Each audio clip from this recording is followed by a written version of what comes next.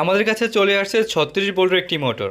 দেখতে এটা RS775 মডেলের মতো দেখা গেলে ওই রকমের একটি মোটর, কিন্তু এটা অ্যাকুরেট ব্র্যান্ডের 36 ভোল্টের মোটর।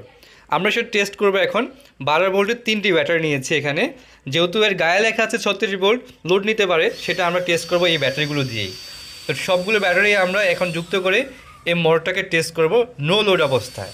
আমরা এটাকে লোড দিয়েও দেখব।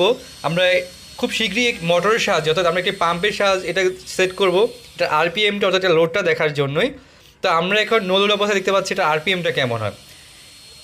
দেখতেই পাচ্ছেন এটা আরপিএম এত বেশি, আসলে আমি হাত দিয়ে রাখতে পারছি না। খুব শীঘ্রই আমরা পাম্প তৈরি করবো এটা দিয়ে। যারা যারা দেখতে চান আপনারা কমেন্ট করে জানিয়ে দিন। আমরা খুব শীঘ্রই পাম্প তৈরি করব।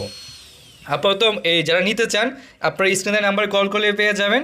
আর একটি বিশেষত্ব এটার সামনে বিয়ারিং আছে, তারপর প্রচুর স্পিড, মোটরটি কোনো গরম হয় না।